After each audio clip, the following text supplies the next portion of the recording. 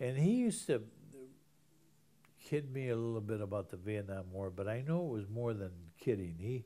He felt very strongly about it. He thought we were on the wrong track. The president was on the wrong track. Kids were dying. Well, 67,000 died there, dying for the wrong reasons. And I remember when I was down visiting Vice President Key, very handsome guy, dark skin, black jet hair, had a beautiful, tight black flying jacket on. When I walked up to the palace, they had 2 helicopters. This is in Saigon? In Saigon. Yeah. And I said, when I come up, I couldn't notice your helicopters out there. And he said, yeah, what about it? I said, well, in Chicago, we describe those as getaway cars. That's what you guys are going to do. That's you. The guy, he was trying to tell me we need more men. You got to take up the slack in the fighting. You got to give us more money. And I felt sorry for the ambassador who was with us because he had lost a boy in Vietnam. And he cautioned me, he said, Morgan, that's not how you talk to a vice president of a country. I said, well, that's how he needs some talking to. Yeah, he wasn't very much, that guy. No, it wasn't. And then he ended up just like I thought it was, back in California, worth millions of dollars. So he must have got on that helicopter and got out of there. You're right. Yeah. Probably carrying a satchel, too. That's right. Like, Shanghai Shek. Yeah. Yeah. Yeah, well, anyhow.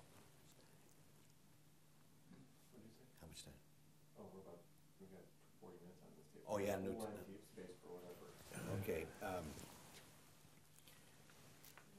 You know, there's been a lot written about how some critical of Richard J. Daley about the way he handled the racial divide in this town, and I'd love to hear your view of it because you served a district that had that problem. Yeah, well, yeah, I know there was some tensions, but he was of the opinion that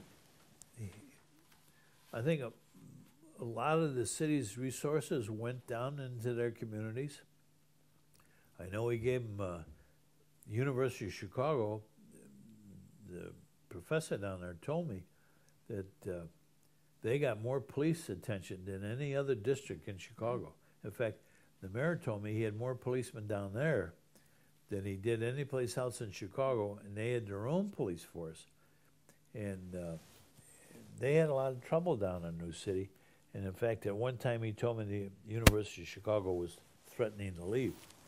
But he got very close to them, found out their problems, and the districts down there were flooded with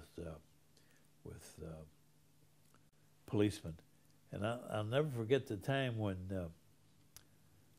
Ford was vice president. He called me on a Friday. I was back in Chicago at my law office, and he said, I want you to get a room and have liquor and have hors d'oeuvres and things to eat. The vice president is going to name Attorney General, the chancellor at Ed Levy. Ed Levy. Right. So I said, Mayor, I never heard of it. I just came from Washington. Nobody ever heard of it. He says, get on it and get it done. So I called my friend John, and he said, all the rooms are taken. There's going to be a brand new government coming in there. All these new senators, new congressmen, they all have reserved rooms for their parties. So I called Bob Michaels, who we used to get along with real well, and he was the leader of the Republicans. Right. After Gerald Ford became vice president and president. He was good enough to let me, he said, Morgan, don't you think I'm a Republican, the leader of the party in the Congress? I would have heard of Ed Levy being named Attorney General. I said, Mayor Daley just got off the phone with me. Bob, you must know what's going on. So he said, I'll use my office. I said, nothing but the best. I want it real nice for the Attorney General. and the mayor's going to be there, and he's talking to me about getting it done, and I want to have it done for him. So I called the mayor back, and he says, I remembered the 2 kids in Springfield from before. I told you if you got to work, you could get it done. Just do it. And that was his way. In fact, there's a leader today, and I won't tell you his name, but he said every time I got a problem down here in Springfield, I look up at his picture, and I say to myself, I wonder what he would do in this. And he says, I got a lot of good thoughts. I wonder how he would handle this. And he's the guy was brilliant in his way. I know that's not a word commonly used with Mayor Daley, but he was brilliant how to handle people.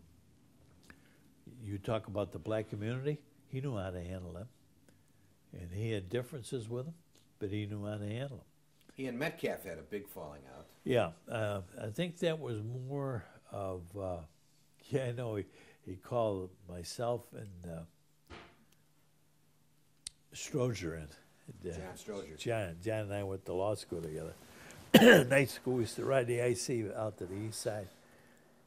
And he says, I want you guys to go to the candidate against Metcalf. I said, Mayor, how can I do that? He's a colleague of mine. He said, just do it. And so we did it. And, of course, Ralph won. And I told him, Ralph, this is not personal. This is, whatever you and the mayor had a difference, straighten it out. And but they made Ralph the ambassador to that Olympic game. Tip O'Neill did. And I'm a member of Muhammad Ali and Ralph being in my office one day. And but it was over something minor. I think it was Ralph was criticizing the police for being too hard on professional blacks, pulling them over, rousing them, so to speak. Oh, that's what it was over, huh? He said, the mayor said, that's not the issue, Morgan, and he wouldn't tell me the issue. So whatever was going on in his ward, Daley wanted him to stop it. But Ralph attributed it to something else. Oh. But he was smart. There wasn't anything he didn't know about it. I mean, when he went over, he had people coming to him, telling him, Well, I mean, some people said that Bill Lee and he were very, very close. Very close, very close. Sheshling and he were very close. Ray Sheshling. And pretty reasonable man, too, as I got to know him. And I got to know him during that labor thing. And he was a good man. But he told me one time, he gave me a ride on his private jet. He wanted to talk about the war. Somebody in his family was involved in the Vietnam War. Ray Sheshling. Okay. People that you would meet like that were, people whose judgment and expertise in being around the country and the world were saying, we're making a mistake in that. And I think Johnson was so smart, I don't know how he fell for this. And I think he fell for it. My own opinion now is that he was so impressed with Kennedy and the people around Kennedy that he thought that Harvard and Yale and were the only guys that could get information that would be helpful. And they're the very people that let us into this thing. And well, there's that famous quote from Sam Rayburn about all those people saying he just wished one of them had run for sheriff. And lost. Lost. He didn't know a little about politics. And people. Yeah, that's right. And they were a little to it. And they always say now that Jack Kennedy was going to end that. If he ran again and won. But that was still more years away. Right. And when you have guys dying, it would scare me to become president. Say it was to happen. I'd be so worried about sending young people to their death, knowing they're going to die. Right. That to me would be the tough. And I used to see these guys agonizing in the war. It was terrible. I mean, when you were over in Vietnam? Yeah, when I was in the Marines, I was in Vietnam. I remember General Ridgway, who I was on active duty at the time, and he was still just ending in Korea. We did a survey. At that time, Vietnam was known as Indochina. And I remember one of the recommendations he made to Nixon, and was that, and they wanted to go, and head of the Joint Chiefs of Staff. And Ridgway said, unless you want to go in there with a full army, like we did in Europe, you're not going to win this thing. You put 3 infantry divisions, Marines or Army, in that jungle where you're going to lose them. You won't know where they are. So when I heard that as a young second lieutenant, first lieutenant in the Marine Corps, he impressed me. Well, Ridgway was a great general in Korea. He was a great general. Yes. And I remember he went to Northwestern. He was in town. He called me. I went up to hear him speak. He was quite a guy, and he knew what was going on. He knew what was going on. And military speaking, he knew what he was up to and what he needed if he was going to go in there and win it. And I remember heard of that, and then was involved in it as a civilian, and